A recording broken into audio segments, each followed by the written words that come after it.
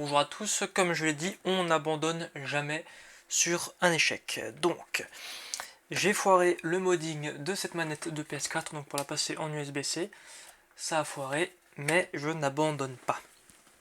On va pas perdre de temps, on va directement la démonter.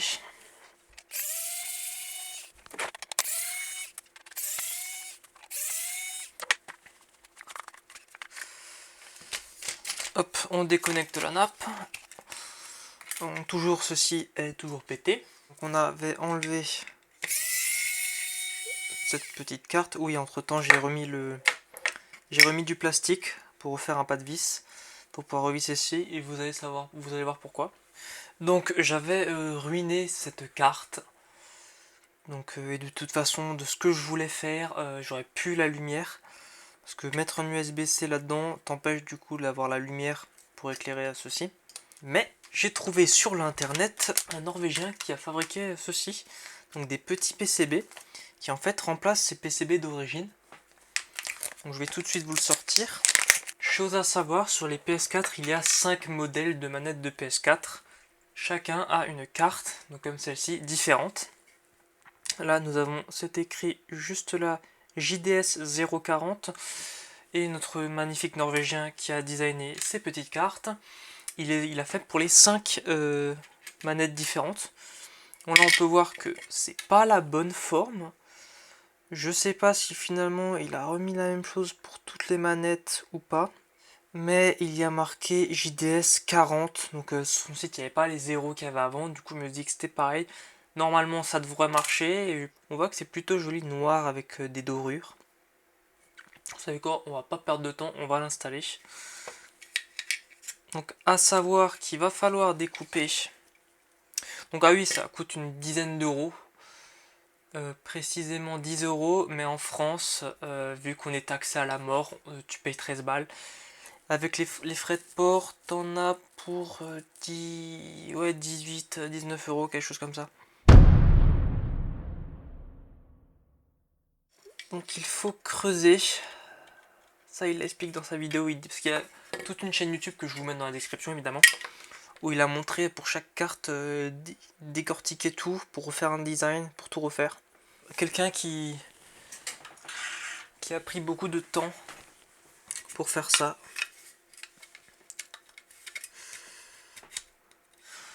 Donc vraiment, moi j'avais commencé à faire ça, un modding un peu à la Zub. Puis quand j'ai vu qu'il y avait ça et que c'était pas si cher, parce que je me suis dit justement, quand j'avais vu que c'était des cartes comme ça, que peut-être ça existait. Bon, c'est un mec qui fait ça lui-même, hein. Genre c'est littéralement, il commande les PCB, il monte tout et il les vend. Donc c'est pas un gros truc que tu trouves sur AliExpress quoi. C'est con, personne n'y est pensé.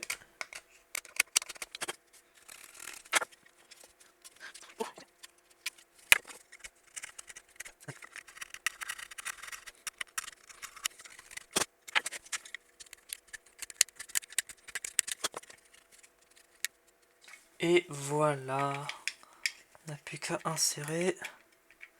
Tac, il n'y aura plus qu'à mettre la vis que vous n'avez pas découpé comme moi. Et ça donne ceci. Donc c'est pas trop mal. Sa prise est assez fine pour du coup pouvoir passer sans avoir à déquiller tout l'endroit pour mettre la vis. Et du coup voilà, donc ça s'enfonce pas jusqu'au bout. Donc si la prise reste légèrement un peu à l'intérieur, bah, comme on peut le voir d'ailleurs, elle ressort pas, ben c'est pas grave, ça cognera pas vu que le câble ne s'enfonce pas entièrement. Avant de tout remonter, on va quand même tester si tout ceci fonctionne. Sur le PCB d'origine, il y a juste à glisser à l'intérieur la nappe.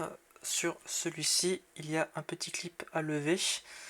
Ça va moins profond, c'est moins gros, il est moins profond. Donc normalement, ça va jusqu'au trait noir. Là non, ça ne peut pas aller plus loin. C'est pour ça qu'il a mis le petit clip. Voilà, et ça tient. Ensuite, pareil, on le met sur la manette. Tac. Est-ce que j'ai mis la nappe à l'envers sur la manette? Voilà, donc j'avais mis la nappe à l'envers sur la manette. Là on voit bien qu'il y a une LED rouge et une LED verte qui s'est allumée pour nous indiquer que ça charge. Paramétrer le contrôleur. Et là, normalement, si j'appuie sur des boutons, on voit bien. Je ne sais pas si vous voyez. Bon, vous voyez quand je bouge un joystick ou une gâchette, mais ça s'excite. Donc c'est que les informations sont bel et bien transmises. Donc pour ceux qui veulent accéder à ce panneau, Bluetooth et appareil, vous avez autre périphérique et imprimante.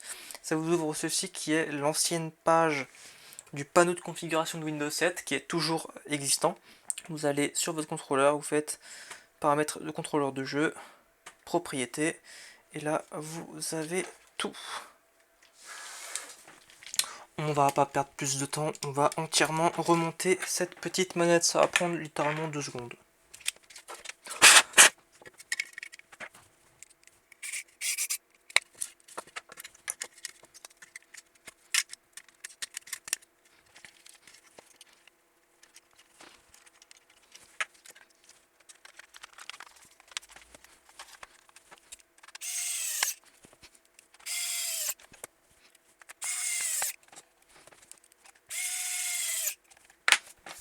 Et voilà, nous venons de passer une manette de PS4 en USB-C sans aucune soudure, juste littéralement en démontant 5 vis, en débranchant une nappe et en faisant un peu de plasturgie avec une petite lime pour faire juste la place. Comme vous l'avez vu, tout le monde peut le faire, ça demande vraiment très peu de compétences. Donc voilà, très bon mode, vous avez les informations du mec qui a fait ça, Marius. Donc voilà, j'espère que cette petite vidéo vous aura plu. Vous avez bien vu qu'en persévérant, on arrive toujours à faire ce qu'on veut. Abonne-toi, mets un like, un commentaire et on se retrouve à la prochaine.